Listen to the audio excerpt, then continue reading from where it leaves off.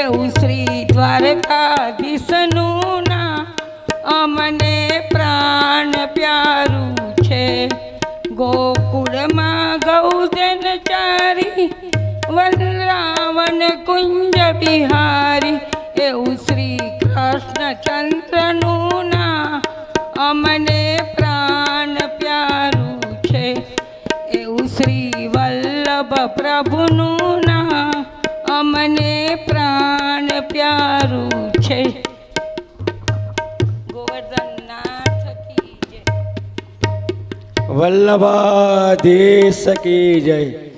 આજના વક્તા શ્રી પ્રશાંતભાઈ કેસાને હું વિનંતી કરું છું કે સ્ટેજ ઉપર આવે. પ્રશાંતભાઈ કેસા.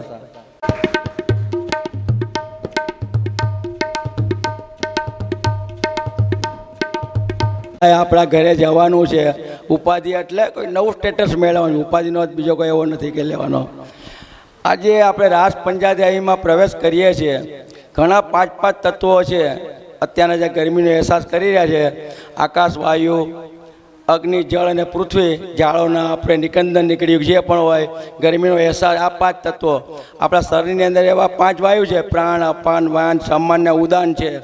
એની અંદર ઇમ્બેલેન્સ થાય એટલે બધાને કોઈકને આંખે ને ધંધારા ના આવે, એને ડિસ્ટર્બન્સ, એનો રાસ છે. એમાં ચેતન તત્વ કશું કરતું જ નથી. જે પણ આપણા કર્મનું ફળ છે એનું એ જ છે, એનું કંઈ સવાલ. આવું જ શાસ્ત્રીય સવારના વાત કરી. શબ્દ, રસ, રૂપ, ગંધ અને એ પાંચ જે તત્વો છે, પાંચ તન્માત્રાઓ છે, એમાં આપણે નામ અને રૂપની લીલાઓ થાય છે. રાસ પંચાયતની અંદર હજારો રામા અવતારની વાત છે. ઋષિ રૂપા હતી, ઋષિઓ હતા. એમને પ્રભુની સાથે જોડાવું હતું ત્યારે એમને ના પાડી હતી. અને શ્રુતિ રૂપાય જેને શ્રવણ કર્યું છે, જેને કન્વર્જેશનની ભાષા કરી, કે જેને મગજથી જેને સૂક્ષ્મતા કેળવી, હૃદયની વિશાળ કેળવી, જેવા ઋષિઓ હતા. અને જે હોય કે હૃદયની વિશાળતા વધારી અને મગજ સૂક્ષ્મતા ભાગ્યા એવા શ્રુતિ જે શ્રવણ જ. આપણે બધા ત્યાં શ્રવણ જ કરીએ છીએ, બીજું કશું કરતા જ નથી. આવા રાસ પંચાયતની અંદર આવે ઋષિ રૂપા, શ્રુતિ રૂપા. પછી અન્ય પૂર્વ અને અનન્ય પૂર્વ કહે, એટલે કે જે ગ્રસ્તાશ્રમમાં હતા. સાચામાં સાચો તો જે ગ્રસ્તાશ્રમ જ થઈ શકે. વિક્રેતુ કામાકેલ ગો કન્યા મુરારી પાલા ચિત્રુદે દેદાધીમો વસાદ મને ગોવિંદ દામોદર માધવતી. આવી જે બધા કામ કરતાં કરતાં પ્રભુ સ્મરણ કરવાનો છે. શાસ્ત્રીએ કીધું ને કે બીજાને તત્સુખ એટલે બીજાનું સુખ, એટલે એની અંદર ચેતન તત્વ છે એની કરો. હવે સમય વ્યતીત ન કરતા હવે જે પણ કંઈ આપણે આભાર તો માનશું, સાથે સાથે બહારનું વન કરશું, એમાં કોઈ શંકા નથી. છતાંય જે રીતે આપણને રાસ પંચાયતીમાં લઈ જાય, કારણ કે દરેક વક્તા છે, દરેક શ્રોતા છે, દરેકને પોતપોતાનું મંતવ્ય હોય, પોતપોતાના વિચારો હોય. આ જ વિચાર કરે છે ભાઈ એટલો સમય આપણે પ્રભુ સ્મરણ તો કરશું કમસે કમ. અને નિંદર આવી જાય તેના જે કોઈ મોટું સૌભાગ્ય એને ફળ મળી જ ગયું એવું માની લેવું. કારણ કે આવા મળી જાય એવું આપણે સંભાળ લેવું. તો હું પ્રશાંતભાઈને વિનંતી કરું છું કે આ પ્રવચનમાં આપણે જલ્દી આગળ વધે. જય શ્રી કૃષ્ણ. 2 મિનિટ હરિનામ સંકીર્તન કરી લઈએ. આવી જા ને તું સાથે, આવી જા જલ્દી. નામ નામોહના ચિત્ત ચોરા રાધા જીવના. કૃષ્ણ મોહના આપણે બધા ઝીલીશું. ચિત્ત ચોરા રાધા જીવના. કૃષ્ણ મોહના ચિત્ત ચોરા રાધા જીવના. કૃષ્ણ મોહના ચિત્ત ચોરા રાધા જીવના. વૃંદાવન સંચારી ગોવર્ધન ગિરધારી. વૃંદાવન સંચારી ગોવર્ધન ગિરધારી. વૃંદાવન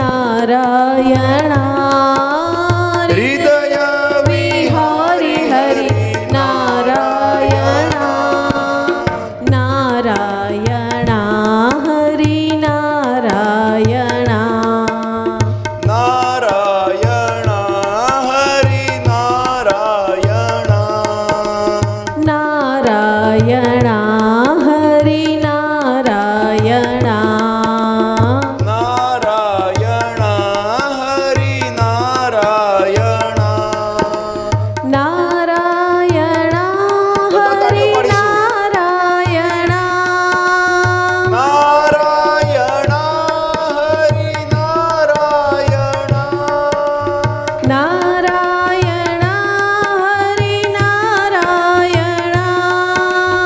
નારાયણ હરિ નારાયણ નારાયણા હરિ નારાયણા નારાયણ હરિ નારાયણ કૃષ્ણમના મોહના ચિત્ત ચોરા રાધા જીવના કૃષ્ણ મના મોહના ચિત્ત ચોરા રાધા જીવના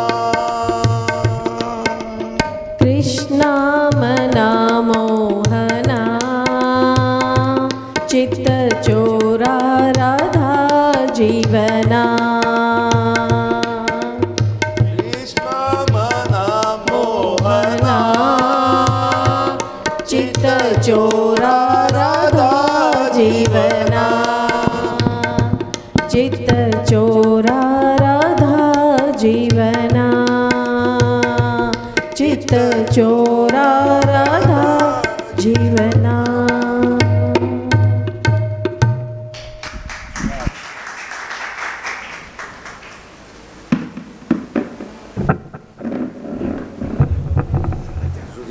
કઈ વાત નહીં.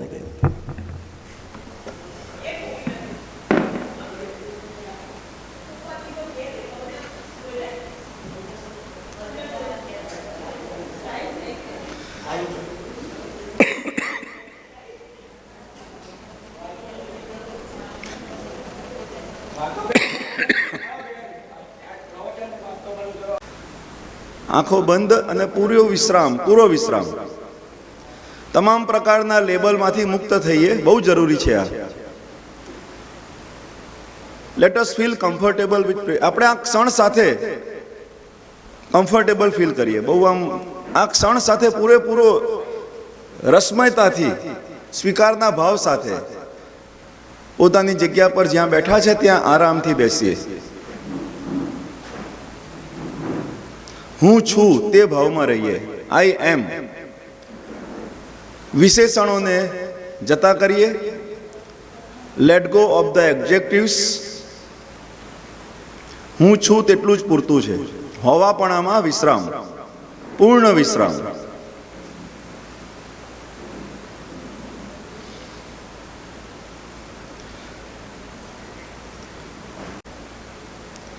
હું જે હોલમાં બેઠો છું કે હોલમાં બેઠી છું, આંખોને બંધ જ રાખીને હોલને યાદ કરીએ. હોલમાં બિરાજમાન તમામ વૈષ્ણવોને માનસિક રીતે સ્મરણ કરીએ અને વક્તાથી લઈને રૂમમાં વિશ્રામ કરતા તમામ વૈષ્ણવોનો જેવા છે તેવા પૂર્ણ રૂપે હૃદયથી સ્વીકાર કરીએ.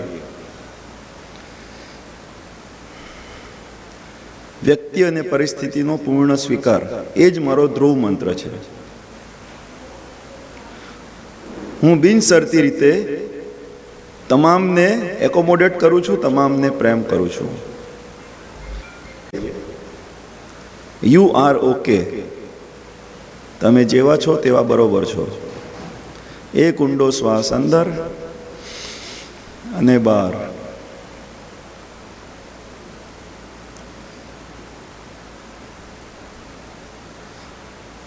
જગતમાં જે અસ્થિ ભાતિ અને પ્રિય સ્વરૂપ છે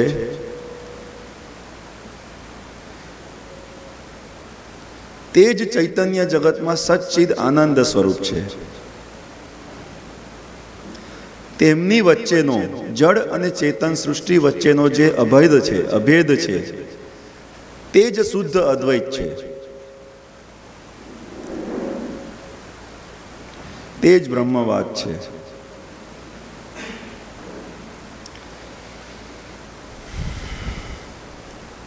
ઉપનિષદમાં આવે છે ત્રિપાદાસ્ય અમૃતમ દિવી.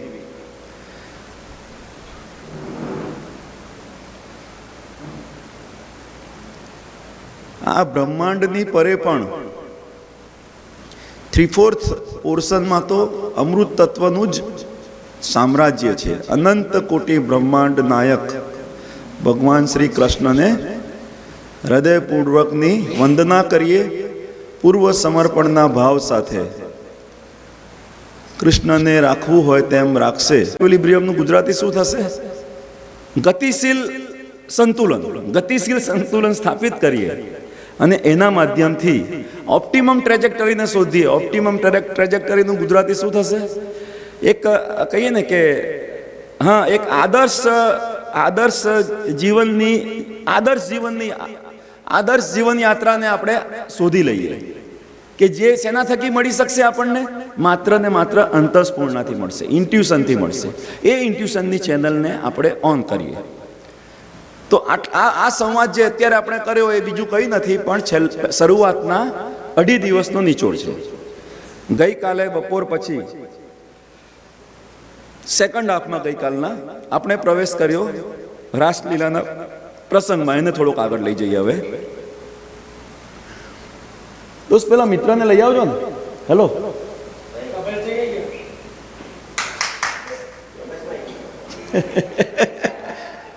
એમને સમાધિ લાગી ગઈ ને આપણને બધાને કેમ નથી લાગતી? એને બોલાવી લાવો ભાઈ, જરૂર પડશે એને. આજે બધા નચાવવાના છે. બધા પગ દુખી જાય એટલા નચાવવા છે આપણે, બરોબર ને બેન?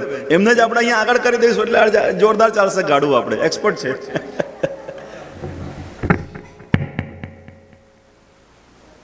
કઈ ગયા ભાઈ? વદીલા પ્રભુ આપ બિરાજો ને. તો હવે તમે બધા રાહ જોતા હશે, તમે ઘરે જાઓ, સેફ નથી, બરોબર છે? તમે આવ્યા એ સારું કર્યું, પણ હવે તમારું આ યોગ્ય નથી અત્યારે આ સમયે આવવું, તેવી બધી વાતો કરે છે. એટલે પહેલો અધ્યાય આગળ પછી એટલે ગોપીઓ એકદમ શું કહેવાય કે નેચરલી હવે એમાં એવું થાય કે ગોપીઓ પછી નીચે જુએ છે અને નખ ખોતરવા માંડે છે. હવે એનું ઘણા આચાર્યોએ ઘણું બધું અર્થઘટન કર્યું છે કે નીચે જોવાનું શું તાત્પર્ય છે, નખ ખોતરવાનું શું તાત્પર્ય છે. ઓવરઓલ સમરીમાં આપણે કહીએ તો નાનામાં નાના ભાવોનું જે શ્લોકોમાં અભિવ્યક્ત છે, આપણે જે શરૂઆતમાં વાત કરી તે જ વસ્તુ હું ફરી રિપીટ કરું છું કે ભાગવતને, મહાપુરાણને ભગવાને કોઈક શું કહેવાય, આપણે મહાપ્રભુજી વલ્ભાચાર્ય મહાપ્રભુજીએ એને કોઈક રૂપક કથા તરીકે નથી લીધી, ઐતિહાસિક સત્ય તરીકે લઈ અને એની પાછળ રહેલું જે ગહન, કારણ કે ભગવાન જે કંઈ પણ લીલા કરે છે ને, 16 કળાનો તાત્પર્ય શું છે કે પરિસ્થિતિના આવતા દબાણોની વચ્ચે હું મારી જે કહીએ ને કે ઓપ્ટિમમ ટ્રેજેક્ટરી, એટલે કે એક એવો શું કહેવાય કે જીવન યાત્રાની એક એવી દિશા કે જે આદર્શ દિશા કહી શકીએ આપણે, તે તરફ ગતિમાન થવા માટે પ્રેરિત કરનારું જે પરિબળ બનતું હોય તે રીતના ભગવાન એને લઈ શકે છે. અને મિનિમમ ડૂઝ અને ડોન્ટ્સ વગર કામને પ્રોપરલી સેટ કરી શકાતું હોય તો એ સારામાં સારી વાત છે, બરોબર છે? ભગવાન કહે છે એટલે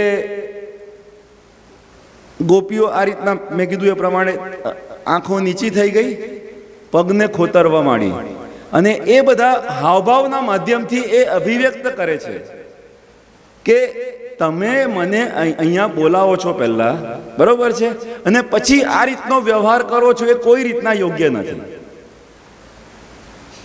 કે છે કે તમે જો મારું ચિત્ત ચોરી લીધું છે ત્યારે અમે અહીંયા આવ્યા છે. તો મારું આ ઘટનાક્રમની સૂક્ષ્મતા અને ઊંડાણ એની સાથે આપણે આપણી જાતને કમ્ફર્ટેબલી રેઝોનેટ કરવાનો પ્રયત્ન કરીએ. ભગવાન તરફનું ખેંચાણ આપણે આપણા જીવનમાં પણ જોઈ શકીએ છીએ કે એક આપણી જીવનના લૌકિક પાસાઓ આપણા ઉપર હાવી છે જ છે. દરેક વ્યક્તિ આ હોલમાં બિરાજમાન દરેક વ્યક્તિ પોતપોતાના સામાજિક વ્યવસાયિક દાયિત્વ સાથે જ છે અને વિચક્ષણ પ્રક્રિયા છે. અને એમાં ડગલે ને પગલે કહેવાય છે ને કે પરીક્ષા વગર પ્રમોશન નથી. તો ભગવાને સીધે સીધી ગોપીઓની પરીક્ષા કરી કે તમે કઈ ભૂલથી તો નથી આવી ગયા ને અહીંયા. પછી જે સંવાદ થાય છે, જે તર્ક થાય છે, તેમાં ગોપીઓ કહે છે કે ભાઈ તમે કહો છો કે ભાઈ પતિને સેવા કરવી એ અમારો ધર્મ છે. તો ઉદાહરણ આપ્યું કે બહારગામ ધારો કે પતિ ગયા છે કંઈક કાર્ય અર્થે, વ્યવસાયિક કાર્ય અર્થે બહાર ગયા છે, અને ત્યારે પત્ની પોતાના પતિને યાદ કરી અને શું કરે? ફોટાની સાથે પોતાનું તાદાત્મ્ય સ્થાપિત કરે, પતિની છબી સાથે પોતાનું તાદાત્મ્ય સ્થાપિત કરે. પણ જ્યારે પતિ આવી જાય, સાક્ષાત પતિ આવી જાય, પછી એ છબીને એ શું કરે? તો દરેક જીવનો પતિ તો વાસ્તવમાં પરમેશ્વર જ છે, તમે જ છો. તો અમારો તો સીધો સંબંધ તમારી સાથે છે, તમે નથી ત્યાં સુધી લૌકિક અને વૈદિક ધર્મનો અર્થ છે. તો આ જે વાત છે ને, જે આપણે વાત કરી ને કે પાયાના બે પ્રસંગો છે. એક આગળ જે થયો પૂતનાવાળો પ્રસંગ, તેમાં અવિદ્યાથી મુક્તિ મળી. અને બીજો જે ચીરહરણનો, કાલે મારા બોલવામાં શબ્દમાં ભૂલ હતી એટલે ફરી મેં વાત ઉપાડી છે. અને ચીરહરણનો પ્રસંગ છે ને, તે અહંકારથી મુક્તિ છે. તો જ્યારે અવિદ્યાથી પણ મુક્તિ મળે અને દેહાધ્યાસથી પણ જ્યારે મુક્તિ મળે છે, ત્યાર પછી જ આ લીલામાં પ્રવેશ છે. એટલે લૌકિક અને વૈદિકના જે સ્કેલેટન છે ને, એ શેના જેવું છે ખબર છે? નદી એ બે કાંઠાની વચ્ચે તો વહે છે, પણ તમે ચારે બાજુથી નદીને બંધ કરી દે ને તો એ તળાવ થઈ જશે ને ગંધાઈ જશે, એ પાણી પણ પીવા લાયક નહીં રહે. એટલે ભગવાન એ કહેવા માંગે છે કે જ્યાં સુધી જીવાત્મા શરીરમાં છે ત્યાં સુધી એને લૌકિક અને વૈદિક તમામ પ્રકારના બંધનો રહેવાના જ છે. પણ અંતરયાત્રામાં ફ્રેશનેસની વાત જે છે, નદી દરેક ક્ષણે તાજી છે. એટલા માટે મેં પરમ દિવસે ઉદાહરણ આપેલું એવું કે ભાઈ મળદું પણ વહેતું હોય ને ગંગાજીમાં, દશાશ્વમેધ ઘાટમાંથી આવતું હોય, છતાં પણ એ પાણી પીવાતું હોય. સાધુઓને સીધા ત્યાં જળ સમાધિ કરાવી દેવા આવતી, છતાં પણ એ પાણી પીવા લાયક છે. એટલું જ નહીં, પવિત્ર છે. આપણે બોટલ ભરીને લઈ આવીએ છીએ ત્યાંથી. શું એનું કારણ છે? કારણ કે વહેતું છે. તો જીવનનો પ્રવાહ પણ વહેતો હોય. ગઈકાલના સત્સંગમાં જે પણ વાતો થઈ હોય, સમજ પડી હોય કે ના પડી હોય, આજે સમયસર એ જ ઉત્સાહથી આવી શકાય ને, તો આપણું જીવનનો અંતર પ્રવાહ છે ને, એ વહેતો છે. એનું એ પ્રમાણ છે, એની એ સાબિતી છે. દરેકે પોતપોતાની અંદર ચેક કરવાનું છે. એ વસ્તુ મારા પર પણ લાગુ પડે છે. પ્રફુલ્લભાઈએ ધારો કે મને કાલે ફીડબેક આપ્યો, પેલા સાહેબે ફીડબેક આપ્યો, પછી પણ મારા ભીતરના પ્રવાહમાં એ જ કોઈ પણ દ્વેષ ભાવ વગર, એ જ શું કહેવાય કે શુદ્ધતાથી, એક પ્રેમની કે શું કહેવાય કે સમર્પણની એક ધારા ચાલતી રહે નિષ્ખલિત. સમયની માંગને કદાચ એવું બને કે અમુક પાસા પર મારું ત્યાં ધ્યાન જાય, તો જે વડીલો છે ધ્યાન ઇંગિત કરે, એમાંથી કેટલે અંશે સત્ય છે, કેટલે અંશે નથી, એ વિવેક માટે પૂરતું ચિંતન પણ ચાલે. છેવટે પાછી એ નાવ ભગવાનને સોંપી દઈએ કે ભગવાન તું જ ચલાવ, જેમ યાત્રા ચલાવી છે તેમ. તો આખી પ્રક્રિયા છે ને બહુ જ સૂક્ષ્મ છે. એક નાની 4 દિવસના રાસ પંચાધ્યાયના જે કહીએ ને કે વક્તવ્યની શ્રેણીમાં પણ જો આ સૂક્ષ્મ વિજ્ઞાન આટલું બધું રીતના સટીક રીતે છવાયેલું છે, તો આપણી પૂરી જીવન યાત્રામાં શું ને કેટલું છે આપણે જોઈએ. સમર્પણ શબ્દથી બોલવાનો કે શરીરથી દંડવત કરવાનો વિષય નથી. સમર્પણ શેનું કરવાનું છે? વાસ્તવમાં ગુણ અને ભાવનું સમર્પણ કરવાનું છે. કાલે જોયું તું નિર્ગુણ સાકાર બ્રહ્મનું સ્વરૂપ છે. તો એ નિર્ગુણ સાકાર બ્રહ્મથી જ્યારે જીવ સમર્પિત થઈ જાય છે, ત્યારે જે પ્રવાહિત થાય છે, ત્યાં પછી જે ભાવનો શુદ્ધ પ્રવાહ વહે છે, અને એ ભાવનો પ્રવાહ માત્ર નિરાકાર સુધી નહીં, સાકાર સુધી પણ જાય. એ નિર્ગુણ સાકાર બ્રહ્મનું સ્વરૂપ છે. એ શુદ્ધાદ્વૈત બ્રહ્મવાદનો હાર્દ છે. અને એ શુદ્ધાદ્વૈત અને કેવલ અદ્વૈતની પોઝિશનિંગ ખાલી આ બતાવી દઉં. બહુ જ ડીપ વિષય છે, ચર્ચા નહીં કરું, પણ મને જરૂરી લાગે છે કે ઓલરેડી બેકગ્રાઉન્ડ ક્રિએટ કરી છે ને, આ એક હિન્ટ તરીકે વસ્તુ આપને આપી દઉં. તો જે હું લાઈન કાલે ડ્રો કરેલી તેમાં મેં કીધેલું કે આને આપણે માઇનસ ઇન્ફાઇનાઇટ કહીએ અને પ્લસ ઇન્ફાઇનાઇટ કહીએ. એટલે તમે કે જગતના ખરાબમાં ખરાબ માણસને વિચારી લો. અહમથી ભરપૂર જે નેગેટિવિટીની ક્લાઇમેક્સને તમે માની લો ને તે માઇનસ ઇન્ફાઇનાઇટી પર છે. આપણને આપણા શાસ્ત્રોમાં મળશે ને, રાવણ છે, કંસ છે, જે મેં કાલે વાત કરેલી. જીરો પણ કોને મૂકીશું આપણે? જીરો પર કોને મૂકીશું? જીરો પર કોણ આવશે? જીરો પર ચાર્વાક આવશે. એ કોઈને પરેશાન કરવા પણ જતો નથી, પણ એ કહે છે કે દેવું કરીને પણ ઘી પીવું. એવું નથી કહેતો કે દેવું કરીને દારૂ પીવો, કે શરીરને પુષ્ટિ કરવા માટે ભલે દેવું કરવું પડતું હોય તો કરો. શરીર દેહાધ્યાસ મજબૂત છે, પણ સાથે સાથે રાક્ષસી વૃત્તિઓ નથી. એ ન્યુટ્રલ ગિયરમાં ગાડી છે. બીજા શબ્દોમાં કહીએ તો તમસનો એક્સ્ટ્રીમ થી શરૂ થાય છે આપણી જીવન યાત્રા. પહેલા આપણે પથ્થર હતા, વનસ્પતિ હતા, પછી પશુ પક્ષી પંછી પ્રાણી, આ તે થતા થતા છેવટે મનુષ્ય યોનિમાં આવ્યા. એ બધું તમસની યાત્રા એ માઇનસથી શરૂ થાય છે. જીરો ઉપર માણસ પોતે સ્વકેન્દ્રી તો બને છે, પણ રજસમાં છે, રજસના કેન્દ્ર બિંદુ પર છે. એમ કરતાં કરતાં સત્વગુણની પણ જ્યારે પરાકાષ્ઠા પહોંચે છે ને, ત્યારે આ દાર્શનિક વિચારો ઉદ્ભવે છે. તો જે જગ્યાએથી ફ્લાઇટ ટેક ઓફ કરે છે ને એક્ઝેક્ટ, એ જગ્યા પર અહીંયા શુદ્ધાદ્વૈત છે. આ જે પોઈન્ટ છે પ્લસ ઇન્ફાઇનાઇટી વાળો, પ્લસ ઇન્ફાઇનાઇટ નીચે હું માઇનસ લખું છું, એટલે કે નેગેટિવ સાઈડથી જઈએ ને તો એ મુદ્દો, એ પોઈન્ટ મળશે આપણને. તે શુદ્ધાદ્વૈતનું સ્ટેટસ છે. અને જસ્ટ ટેક ઓફ કરે છે ને તે જગ્યા પર, એટલે કે અહીંયાથી જોઈએ ને જ્યાંથી ટેક ઓફ થઈ ગયું ત્યાં પ્લસ ઇન્ફાઇનાઇટ પ્લસ સાઈડ પરથી આવીએ તો જે જગ્યાએ અડકે છે ને તે કેવલ અદ્વૈત છે.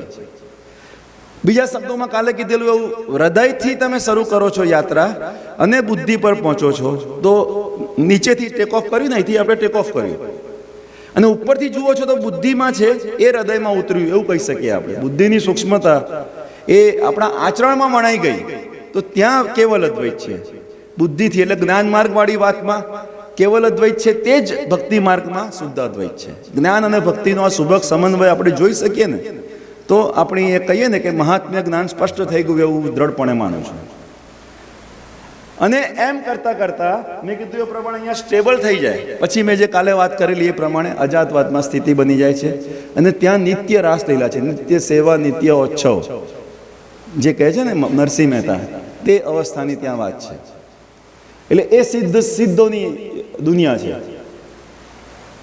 એ નિત્ય લીલાસ્થ મહાપુરુષોની દુનિયા છે.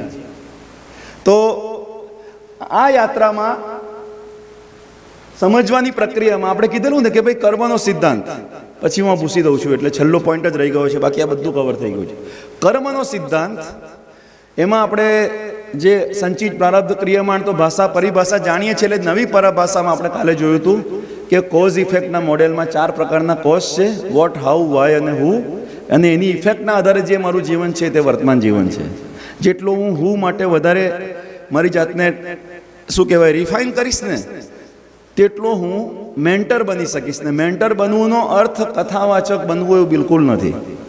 સામી વ્યક્તિના જીવનમાં ઝાંકી અને એની અનંતની સંભાવનાઓ માટેની દિશા અને દશાનું ખુદ દર્શન થાય, અને સામી વ્યક્તિની ગ્રહણશીલતા પ્રમાણે આપણે એના માટે માધ્યમ બની શકીએ ને, એનાથી મોટી મનુષ્ય જીવનની બીજી કોઈ સાર્થકતા નથી. તો એના માટે સતત આપણું હું એમ આઈનું અનુસંધાન રહ્યા કરે, મહાત્મ્ય જ્ઞાનમાં સ્થિતિ રહે, તો સિદ્ધિ આપણે પેલું મેં જે કાલે વાત કરેલી એ પ્રમાણે પીપીલિકા માર્ગની જગ્યાએ વિહંગમ માર્ગમાં આપણી સિદ્ધિ જ ડાયરેક્ટ ફ્લાઇટમાં રોકેટ ગતિથી આપણી આધ્યાત્મિક જગતમાં પ્રગતિ થઈ શકે. એને જ માનસી સિદ્ધ થઈ એમ કહેવાય. બરાબર છે? તો આટલે પહેલો અધ્યાય પૂરો થાય છે રાસ પંચાધ્યાયનો. આપણે બીજા પણ ફટાફટ લઈ લઈએ, જેટલા સમય પ્રમાણે જે પ્રમાણે લેવાય એ પ્રમાણે. અત્યાર સુધીમાં કંઈક પ્રશ્ન હોય, કંઈક પોતાના તરફથી અભિવ્યક્તિ હોય, તો આપ સર્વ મોસ્ટ વેલકમ છો. કોઈને કંઈ પણ કહેવું હોય, શેર કરવું હોય, પૂછવું હોય, પ્રભુ આપ કશું ફરમાવો, મારી એવી દિલથી ઈચ્છા છે. આપ પધારો, આવો 2 મિનિટ કંઈક વાત કરો પ્લીઝ. આવો આવો, મોસ્ટ વેલકમ. ત્યાં સુધી હું બોર્ડ પૂછી દઉં, આપ વાત કરો.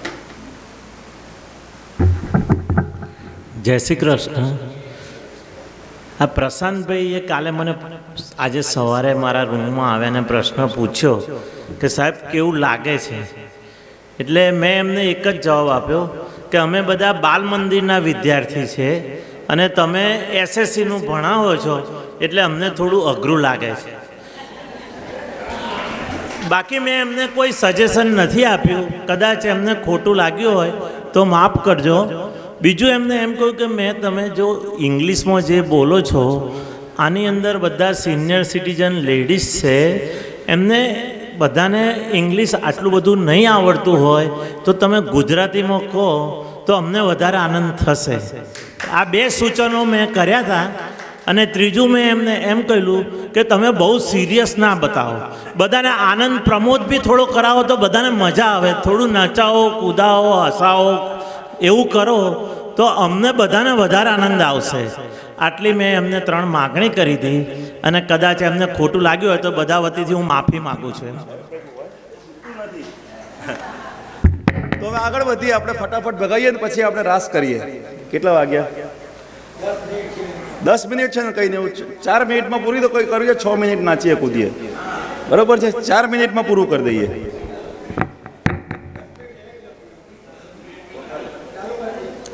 તો આપણે પ્રવેશ કર્યો. હવે પ્રસંગ આગળ વધે છે. ગોપીઓએ પ્રશ્નો કર્યા. ભગવાને તો પોતાની રીતના પોતાનું વર્ડિક્ટ આપી દીધું. ભગવાને શું વર્ડિક્ટ આપી દીધું? કે જાઓ તમે પાછા. જ્યારે ભગવાને આવું અભિવ્યક્ત કર્યું અને પછી ગોપીઓએ જે કંઈ કીધું એ સંવાદના માધ્યમથી ભગવાને કીધું કે હા ભાઈ બરોબર છે, તમે પરીક્ષામાં પાસ થઈ ગયા. ભગવાને ડિક્લેર કરવું પડ્યું. અને પછી આગળ શું પ્રસંગ બને છે? પછી ગોપીઓ અને લઘુ રાસ જે કહીએ છીએ ને, તે લઘુ રાસની ઘટના ઘટિત થાય છે. અને રાસની પ્રક્રિયા વાસ્તવમાં શું છે? જ્યારે પ્રભુપાદ પણ પોતાને એના માટે અધિકારી નહીં માનતા હોય, અથવા તો એ પોતાની વિનમ્રતા માધ્યમથી આપણને બધાને જણાવવા માંગતા હોય કે આપણે ગાઈએ કે ભાઈ ઓ રંગ રસિયા ક્યાં રમી આવ્યા રાસ જો, પછી તો એ એટલાથી કઈ રાસ ઘટિત થતો નથી બાપા. નવધા ભક્તિના પહેલા 3 સ્ટેપ કયા છે? એક છે શ્રવણ, કીર્તન, સ્મરણ. શ્રવણ અને કીર્તન માધ્યમ છે સ્મરણને સ્થાપિત કરવા માટે. તો એ સતતપણે સ્થાપિત થઈ શકે, એક પ્રકારનું ક્વોલિટેટિવ ટ્રાન્સફોર્મેશન થઈ જાય ચેતનાનું. જ્યારે વ્યસનના માધ્યમથી નિરોધ સિદ્ધ થાય ને, તે રાસ છે, તે નિત્ય રાસ છે. આટલું સ્પષ્ટપણે આપણે સમજી લેવાની બહુ જ જરૂર છે. અને બીજા જે કંઈક તાત્વિક પ્રશ્નો આપણને ઊભા થાય ને, જેના આધારે હું આપને કહીશ ને કે આ રાસ લીલાનો પ્રસંગ ભગવાન કૃષ્ણની શું કહેવાય કે દિવ્યતાની સર્વોચ્ચ અભિવ્યક્તિ છે એક તરફ, અને સિક્કાની બીજી બાજુ નહીં સમજનારા અધૂરિયાઓને માટે, દોષારોપણ માટેનું પણ આ જ બિંદુ બને છે. કહેવાય છે ને કે opposite values are complementary to each other. વિપરીત મૂલ્યો એકબીજાના પૂરક છે. જ્યાં ટોચ દેખાશે ત્યાં બાજુમાં ખાઈ દેખાશે. ભલે ખાઈ દેખાતી હોય વાસ્તવમાં મીન સી લેવલ પર જ હોય, પણ ટોચ 8000 મીટર ઉપર હોય તો આપણને ખાઈ ઊંડી લાગશે. એવી જ રીતના આ વસ્તુ છે. તો એ વસ્તુ હવે હું મારા બચાવમાં પણ વાપરી લઉં ને. વક્તા તરીકે ધારો કે મારી વાત બોરિંગ લાગે છે ને, તો એમાં તથ્યાત્મક ઊંડાણ પણ એટલું જ હોવાની પૂરેપૂરી શક્યતા છે. એ જાતે ચેક કરી લેજો, બરોબર છે? સિક્કાની બીજી બાજુ પણ એટલી સાચી છે કે જો આપને બોરિંગ લાગે છે તો મારે મારા નિજાનંદ માટે અહીંયા નથી આવવાનું. Teaching learning process has to be learning centred. આપ લોકોને મહત્તમ ખુશી મળે એ જ મારું તાત્પર્ય હોવું જોઈએ. મારી વિદ્વતા જાળવું એ મારું આ તાત્પર્ય બિલકુલ અનુચિત છે. એટલે બંને બાજુ સાચી છે. હું કોઈક ડિફેન્ડ કે જસ્ટિફાય કરવા નથી કહેતો, પણ હું શું કહું છું કે આ તત્વદ્રષ્ટિ હરેક વૈચારિક અને ભાવ જગતની ઘટનાક્રમમાં વિચાર અને ભાવના વમળોની વચ્ચે આ અંતરદ્રષ્ટિ સ્થિર થઈ જાય ને, તે વાસ્તવમાં જીવન રસાત્મક છે એની અભિવ્યક્તિના રૂપમાં સારભૂત જીવન લાગ્યા કરે. હવે રસ શબ્દ બહુ સાંભળ્યો છે આપણે આ બધાએ જ એક કમસે કમ 108 વખત સાંભળ્યું છે કે રસો વૈસહ, ભગવાનનું સ્વરૂપ કેવું છે? રસો વૈસહ. તો હવે રસ એટલે શું? કોઈ કહેવા માંગશે રસ શું છે? જો આ ભાઈઓએ તો મને ખરેખર આજે પછાડી જ દીધો. કમસે કમ 20 લોકો છે કે જે નથી દેખાતા. તો મારે શું કરવું જોઈએ? આજે અહીંથી સીધા હવે કૂદકો જ મારી દો કોઈ નદીમાં. નજીકમાં ક્યાં છે નદી? જો બહેનોએ થોડી લાજ રાખી મારી. તો રસ એ શું છે? આપણે જાણીએ છીએ ને બધા આવા ભરત મુનિએ નાટ્યશાસ્ત્રની રચના કરી, આપણે સાંભળ્યું હશે. વાત્સ્યયનના કામસૂત્રની રચના થઈ. તો આ બધા વિષયોમાં ધારો કે એક ઉદાહરણ લઉં. ભરત મુનિએ જે આપણે નાટ્યશાસ્ત્રની રચના કરી ને, તેમાં બહુ જ સ્પષ્ટપણે કહેવામાં આવ્યું છે કે નાટક ભરતનાટ્યમ જેના આધારે આપણે કહીએ છીએ, એ કરવા માટે કોણ લાયક છે? કે જેનો પોતાની ઇન્દ્રિયો પર સંયમ છે. એને ત્યાં રહીને 2-3 દિવસ સુધી પોતે ઉપવાસ કરવાના અને એક બિલકુલ સમર્પિત ભાવથી રહેવાનું, અને ભગવાનની જ લીલાઓ કરવાની, એ પણ નિયમ છે. અને દર્શક તરીકે, પ્રેક્ષક તરીકે કોને અધિકાર છે? જેનો પોતાની ઇન્દ્રિય પર સંયમ હોય તે. તો આ રીતના રસના પ્રાગટ્યની વાત છે કે જેમાં હાસ્ય રસ હોય કે શૃંગાર રસ હોય કે મધુર્ય ભાવ હોય કે રૌદ્ર રૂપ હોય કે જે કંઈ બધા રસમય છે, જીવન રસમય છે, એટલે તો મજા છે. સવારને સાંજ આપણને સરસ મજાનું રસમય ભોજન મળે છે એટલે તો મજા આવે છે. અહીંયા આગળ તમને કહેવામાં આવે, આપણને કહેવામાં આવે કે સવાર સાંજ આપણને વૈષ્ણવોને ના ફાવે. પેલા જૈનો ભલે એવું ખાતા પીતા હોય કે સીધું ને સાદું ને સરળ આપવામાં આવશે તો આપણે કહીએ કે ભાઈ અમારે કોઈ આધ્યાત્મિક શિબિર કરવી નથી. બરાબર છે? તો ખાવું પીવું રસમય જીવન હોવું એ કશું જ ખોટું નથી. ભગવાનની એ જ અભિવ્યક્તિ છે જે આપણે સાહેબે કીધી, એ જ વાત છે કે હસતા ખેલતા કરવાનો માર્ગ છે. આમાં કંઈ બહુ બોરિંગ કે સિરિયસ થવાની વાત બિલકુલ નથી. બરાબર છે? તો રસ શું છે? 9 પ્રકારના રસ છે. અને 10મો જે ધર્મી છે, આ ધર્મ છે અને ધર્મી છે. ધર્મી ભગવાન પોતે. તો એને ભક્તિ રસ મહાપ્રભુજીએ કીધો છે 10મા રસને. તો આ 10 રસોની પૂર્ણ અભિવ્યક્તિ એ રાસ છે. મારા જીવનમાં જો આ 10 રસોની પૂર્ણ અભિવ્યક્તિ થઈ શકે તો મારા જીવનમાં રાસ ઘટિત થઈ ગઈ. સિદ્ધાંત સમજવા માટે તો થોડી બુદ્ધિ કસવી જ પડશે. બરોબર છે? કશું નવું નથી. પણ આજે ધારો કે આ 4 દિવસની શિબિરમાં જે કંઈ આપણે સંવાદ થયો ને એનાથી બહાર બીજું કશું છે જ નહીં. બધું જ કવર થઈ ગયું છે. Syllabus is over. તો ઘટનાક્રમમાં આપણે ક્યાં પહોંચેલા? કે ગોપીઓ ભગવાનને પોતાની તરફના, એટલે કે they have been fully pass થઈ ગયા. પરીક્ષામાં પાસ થઈ ગયા. પરીક્ષામાં પાસ થયા પછી શું થયું? પછી આગળ ભગવાને જે મેં વાત કરી એ પ્રમાણે લઘુ રાસનું નિર્માણ થયું. એ લઘુ રાસના માધ્યમથી ગોપીઓમાં અહંકાર આવી ગયો. હવે આપણને બધાને થાય ને, થોડા ઘણા ધ્યાનના સાધનાના અનુભવો થાય. બરોબર છે? આવી રીતના સરસ મજાની તાત્વિક વાત મૂકી શકાય તો મને લાગે કે વાહ વાહ વાહ, હું તો બહુ વિદ્વાન છું ભાઈ. બરોબર છે? તો આ અહંકાર ભગવાનને નથી માફક, બીજું બધું ચાલે ભગવાનને. ભગવાન ગુણ દોષોની પંચાયતમાં પડતો નથી. ભગવાન પોતાની જાતને જે બીજાથી સમષ્ટિથી અલગ કરીને બેસી જાય છે ને, એની સામે ભગવાનને મોટામાં મોટો વાંધો છે. એટલે એ જે અહંકારની નિવારણ માટે ભગવાન શું કર્યું? અંતર્ધ્યાન થઈ ગયા. પછી આગળ જાય છે યાત્રા. તો ભગવાન અને રાધિકાજી, ભગવાનને હવે આ બહુ મુદ્દો મહત્વપૂર્ણ છે કે શા માટે ભાગવત મહાપુરાણમાં ક્યાંય રાધિકાજીનો સીધો ઉલ્લેખ નથી. તો એનું એકમાત્ર કારણ એ જ છે કે સુખદેવજીના ગુરુ રાધિકાજી છે. જો એ ગુરુની વાત કરે અને એ ભાવમાં જો સરી જાય, કે છે ને કે જે પ્રેમ હોય ને, આપણામાં છે ને, આપણી પરંપરામાં, હવે આપણા પછીની પેઢીમાં તો નહીં, પણ મારી પેઢીમાં પણ નથી, પણ આ વડીલોની પેઢીમાં તો હશે જ. કદી પતિ પત્ની એકબીજાને નામથી નથી બોલાવતા, સાંભળો છો કરીને બોલાવે છે. પ્રેમની ઉત્કટ ભાવમાં નામથી બોલાવવાનું નથી આવતું. તે રીતના સુખદેવજીએ જે પરમ પ્રેમાસ્પદ છે તેને શબ્દોમાં અભિવ્યક્ત કરવાનું ટાળ્યું, કારણ કે જો એ ભાવ સમાધિમાં ટળી જાય, એ શું છે સરી પડે ને તો 7 દિવસ ક્યાંય જતા રહે અને પેલા પરીક્ષિતજી ધંધે લાગી જાય. એમને તક્ષતનાગને તો એપોઇન્ટમેન્ટ આપી દીધેલી હતી, તો એ કામને નિપટાવવા માટે વિઘ્ન ના આવે એટલા માટે એમણે ઇનડાયરેક્ટલી એક જગ્યાએ આરાધિકા રાસ પંચાધ્યાયમાં જ આવે છે, ત્યાં કંઈક વચ્ચે શોધવું હોય તો વિદ્વાનો શોધી કાઢે છે કે આમાં રાધા શબ્દોનું એમને ઇનડાયરેક્ટ મેન્શન કર્યું.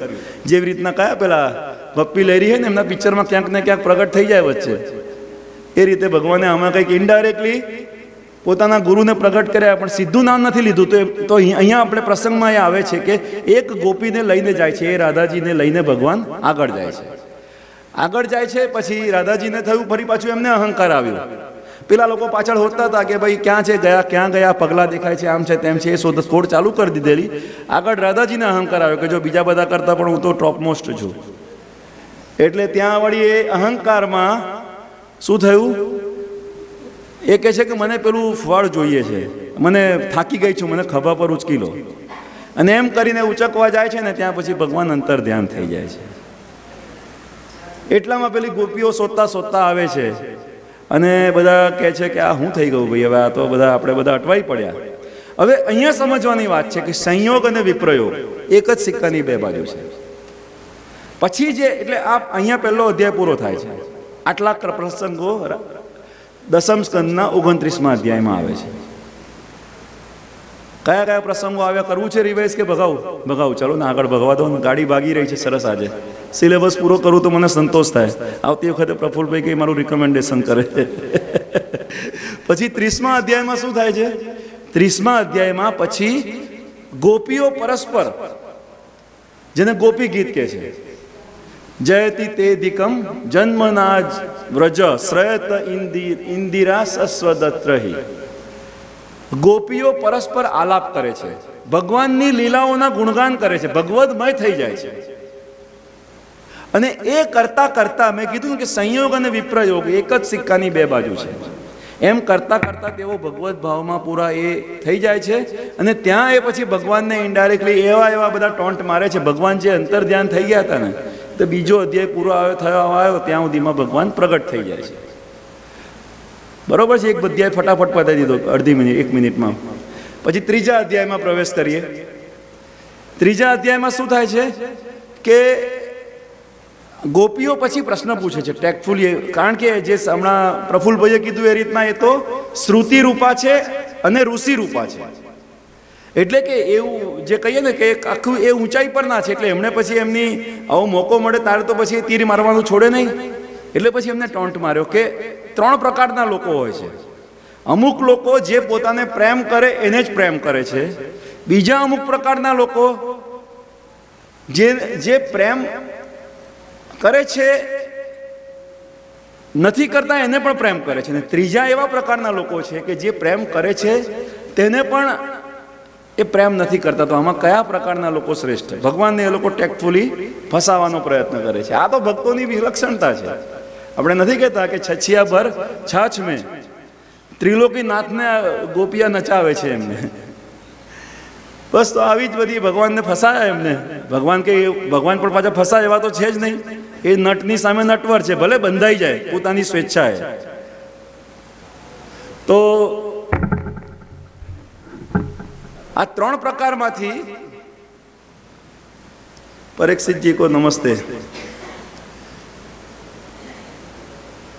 3 પ્રકારમાંથી કયા પ્રકારના છે તે પ્રશ્નના ઉત્તરમાં ભગવાન ટેક્ટફુલી જવાબ આપે છે કે જે લોકો કોઈ પ્રેમ કરે છે છતાં પણ નથી કરતા ને, એમાં પણ 3 પ્રકારના લોકો છે. એમાં કયા 3 પ્રકારના લોકો છે? એમાં પણ એક છે કે જે આપ્તકામી છે, આત્મારામ છે. અમુક છે તે ગુરુદ્રોહી છે. અને એવા પ્રકારના 2-3 પ્રકારના લોક છે ને. આખી જે બધી વિવરણના અંતે ભગવાન ટેક્ટફુલી એમની અંદરની રહેલા ડંખને અને પીડાને દૂર કરે છે. અને એ પીડાને દૂર કરવાના માધ્યમથી